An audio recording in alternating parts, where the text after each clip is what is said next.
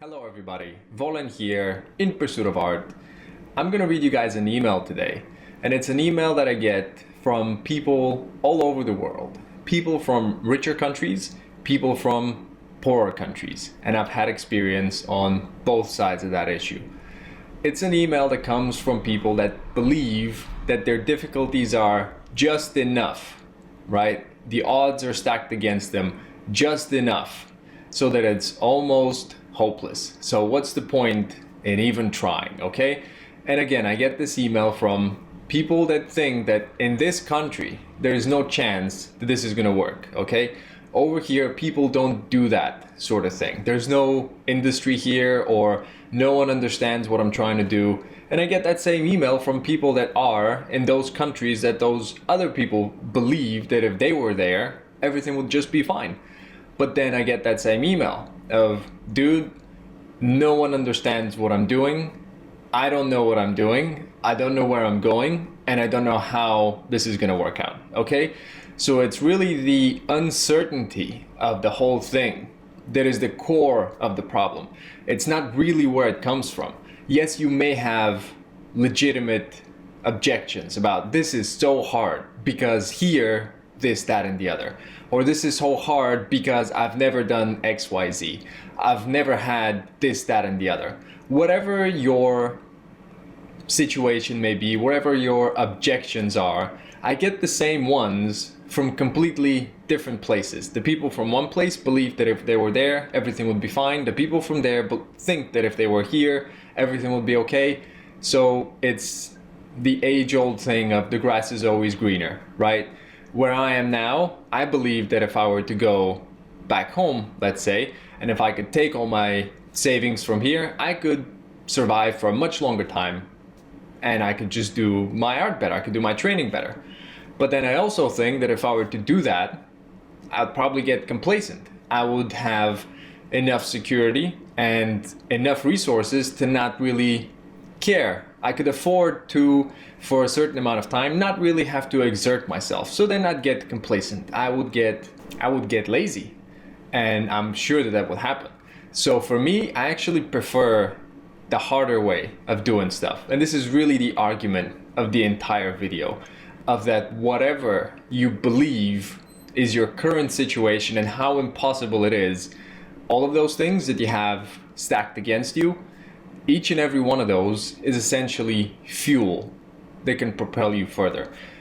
If you have too much resources, you get complacent. I have done that. Anytime that I have some leisure time, when I get to rest and when I think, okay, I'm okay now, I don't have to do anymore, I'm getting better, or this thing happened, this good thing, I don't really need to try that hard.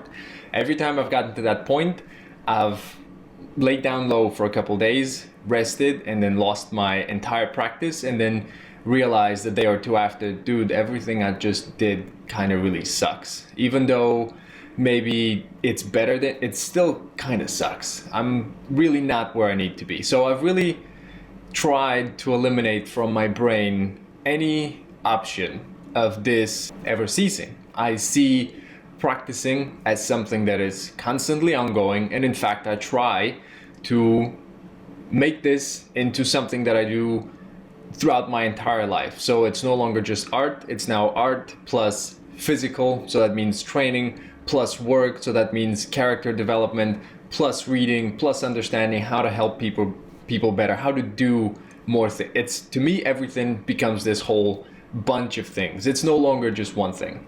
So let's back up, and this is kind of the core of the entire video. So let's zoom out and let's have a look at some of the specifics of what we're going to talk about.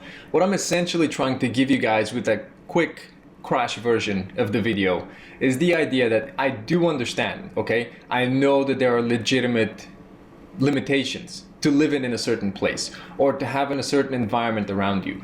But those things that you have are the exact same experience of absolutely every other person anywhere on the face of the earth. No one has as much support as they would like to have. No one has the ideal family, surrounding, friends, industry, economy that they would like to have, right? The people that are on this side and the people that are on that side, they both have the same fears. They both have the same things. There's not enough here. Not me, but maybe that guy. He had this, but I don't have it, so there's probably no point in trying. Now, to overcome, hopefully, some actual logistical problems, like if there's no jobs here, right? If no one's gonna pay me for this here and no one understands it, how am I gonna be a professional artist, right? Because if you do wanna be an artist, obviously you have to earn something from that. You have to make your living from it at some point, right? So what if you are from someplace remote where there's no industry? Well, then there's the internet. No one has ever, you're watching this video right now. People sending me emails like this, you're watching it right now. Do you know where I am? I could be in Alaska. I could be in a basement in Timbuktu. Does it matter to you where I am? I'm in Zimbabwe right now. Or I'm in London right now. I'm in the US right now. I'm under the ocean right now. What difference does that make to you where I am right now? Can I still deliver a message to you? Can I still talk to you? Can I still answer your emails? Do you get from me whatever it is that I can deliver? And if the answer is yes, then what difference does it make where you are right now? And again, let me just flip your disadvantage on you. And let me just say that, and there's actually a book that had this very same strategy in there. It's called The Education of Millionaires by Michael Elmsworth, I think was the name. So you can look it up. He had a chapter there where he was saying that he was learning about his craft, he was learning about business. So then he decided to go to a country that was poorer so that he could survive for a longer time. And then the smaller jobs that he got while he was there fueled his ability to have more time to study and practice, right? This is something that I've wanted to do for a very long time. I probably wouldn't get to because of other things, but I've always thought, man, if I just got everything that I own, went back home, had cheap rent, cut everything to zero. So it's just practicing and rent. I don't go out, I don't do anything. I train, which I can do outdoors, no other expense. I could live on that and really improve in a super condensed amount of time. I've always thought that.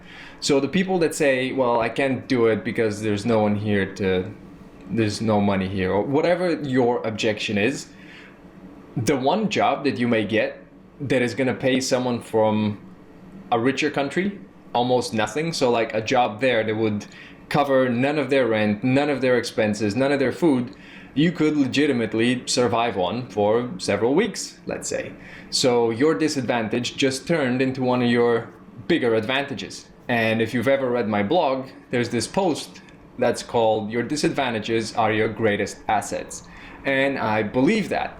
I do think that everything that's happening to you that you believe is stopping you or holding you back, if you just think about those things and reverse them, you really have a blueprint for how to improve. This thing that's stopping you now, your perspective being off, your values not being correct, like those problems that you're having now, if you just turn those around and say, well, I really suck at this, so if I just work at it, if I take this problem that's really bothering me, if I just took that, flipped it, and worked on it concentratedly for an extended period of time, this is gonna be now my asset. Like this thing that was bothering me 2 weeks ago, now I'm using it. Now this thing is elevating everything else that I do. Why would you not do that? Getting back to the video, and by this point, I don't even know what the video is gonna be about, because really it's all of these things that are coming together. Essentially, I can just simplify your questions or all those statements. So like the email that you're seeing right now, let's quickly read through it. I just wanted to ask you and hear your opinion or an advice about Feng's words. This refers to Feng Zhu. In one of his latest videos, he said that those people who are practicing 17 hours a day will crush those people who are practicing 4 hours a day, like me including. Besides, unfortunately, I can't practice every day, so it means that there is not any chance for me to become a professional. It means that those people will always be ahead of me every time, and their art will be so much more amazing than mine. And this second thing that I wanted to mention about getting a visa, he said that they don't mess with people from those countries where they have a problem in getting a visa, etc., etc., etc. And the final, which I really think is the most impactful, and you could really almost throw away the entire email apart from that last line, is just, is it really hopeless and I'm doomed? or can there be light at the end of the tunnel for me? Okay, so let's just quickly cut those questions open. First, I'm just gonna say that I love Feng Zhu, so I would never say anything against what this guy has to say. And let me interpret his statement for you. When he says that people who are practicing 17 hours a day are always gonna crush those people who only practice 4 hours a day, let me just interpret that for you and say that what he's saying is that hard workers are always gonna crush people who don't work as hard. Does that make sense? Yes, it does. This is all he's trying to say. And that's a statement that is supposed to be motivational. But I do understand now, after being that guy who always thinks that things should be done intensely and push it to the limit and lift heavy weights and make people do things that they're not very comfortable with doing because it's going to make them stronger, etc., etc. So let me say that after doing that for a long time and then being put in a situation where I really have no control and everything is hard, which for me was art, and I have no idea how things are going to work out or even what to do, and I'm a complete beginner and none of the things I've done before count as anything really, I can understand how that statement can push people over the edge, and instead of it being motivational, which is the intent, it becomes crippling, because then they're like, well, if that's what it's like, there's really no point. All that the man is saying is that if you practice hard, if you work hard, if you outwork other people, you will be better than they are. Now let me just say here, this is the gist of the comment, right? The 17 hours a day thing, that is not really an effective way to measure anything. I could spend 17 hours practicing, let's say. I could say I'm reading for 17 hours a day by having a book open next to me while I'm checking Facebook or doing something else. I can fall asleep with a book and wake up 3 hours later, so I can nap and say, well, I was reading for 5 hours because I read for half an hour, fell asleep for 3 hours, woke up, looked at the book, had a meal, came back here, watched a cartoon, and then opened the book. I've been reading for 5 hours. I've really done a lot. That's really not an effective metric, okay? You are the only person that knows how hard you're working. And this is something that I always wonder about. Am I working hard or am I not? I would say for me, I don't work hard. I would say that I've done the 17 hours thing. I've done 4-hour days too. It really doesn't make too much of a difference in my mind. What matters is intensity, and if you're focused and how engaged you are and how much you're learning from what if you did 17 hours a day of the wrong thing, okay? How's that for effective, good practice and use of your time? What if you did 17 hours a day and tried super hard and then you're doing the wrong stuff all along? So what if that is what happens? And this is another thing that's gonna cause people anxiety. Well, what if I'm doing the wrong thing?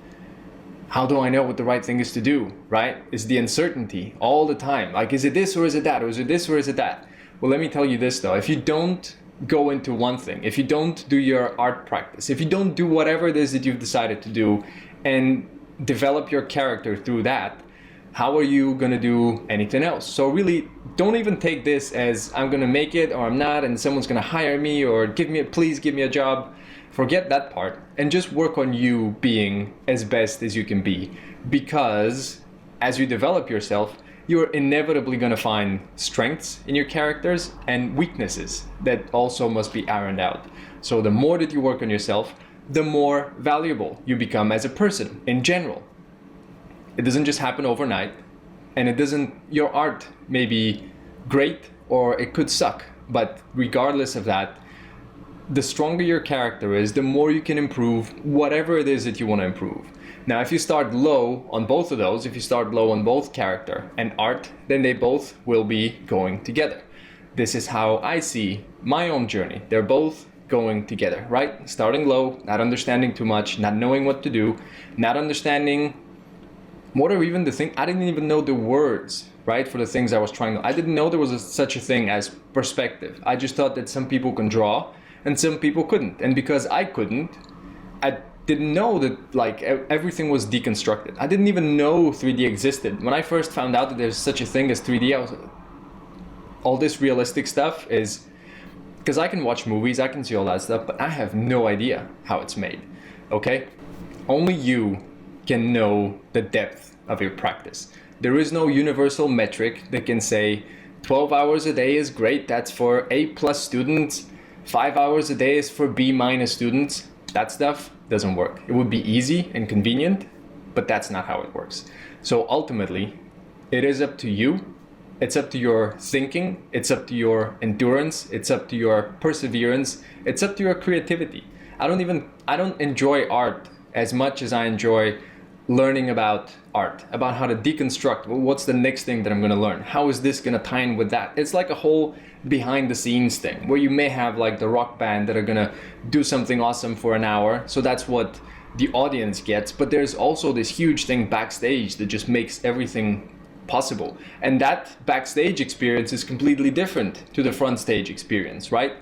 People that are doing the musicians, they are enabled by all these things that are completely unrelated to music, from finance to the people rigging the stage.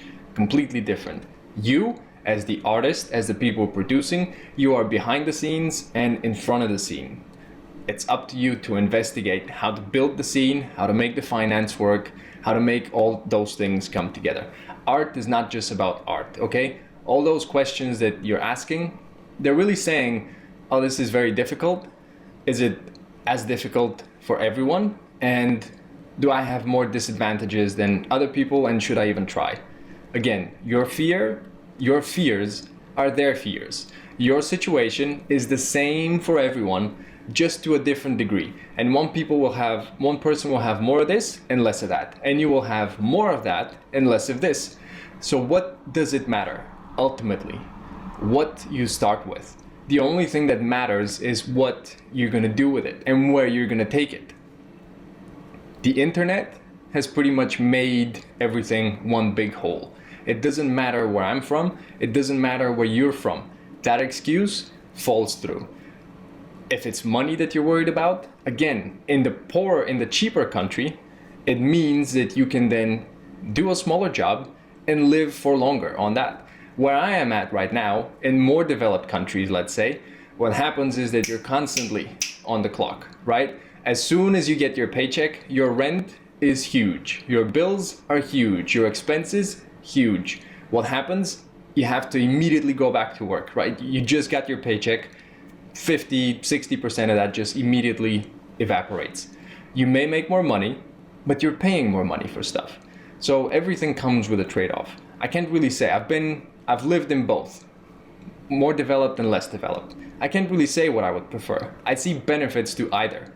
Where I'm at now, I just have more autonomy because I have my place and I can do whatever I want to. If I go there, I can just take off. It wouldn't really matter to me where I am. Like, it literally wouldn't. It would make zero difference. As long as my practice is solid and as long as I'm doing the right thing, for me, it would make zero difference. The only thing that's made a difference has been the journey, right? The 3 years of trying to figure stuff out. How would it work? How do I get better? Am I actually producing something, or am I deluding myself? Is this actually helpful, or am I just fooling myself? Am I doing things so people can praise me, or am I doing something for a bigger goal of some sort? Do I just want a job? Like, do I just want to change my job? Or is there something more that I'm training for? Am I training, or am I just building a resume, building an application, whatever? Those are questions that you have to ask yourself. The disadvantages that you ascribe to yourself, I do understand you have them. I do understand that sometimes life isn't fair, but I can say that ultimately the fairness may not come in such an obvious way. Something that someone has may also be crippling the character, and something that you don't have may actually be making you solid, stronger. This is the definition of the word test. It means the means by which the presence, quality, or genuineness of anything is determined, a means of trial. To ascertain the worth, capability, or endurance of a person or a thing by subjection to certain examinations. You are being examined. This is your test. This proves whether you have it or you don't. And if you decide that you don't have it for this, then you don't really have it for anything else, right? If you quit on your first thing, then on the second thing, you're gonna quit too. Maybe it's not the right thing, obviously. Maybe you want to do something else. But whatever you find that is just difficult and this is your only reason for quitting, then you have to stick with it. The word to test is used for metals.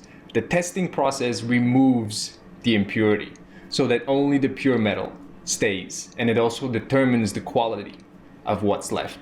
This is your test. This is what eliminates weakness. This is what leaves only what's good and gets rid of everything that you don't need. Now, a final thing, just for some people that have gone through the hard route. So if you're still doubting, which of course you should, and if you still think that you have great obstacles, which this really doesn't take away anything from that, and I'm not trying to diminish, I'm just saying you can still do it.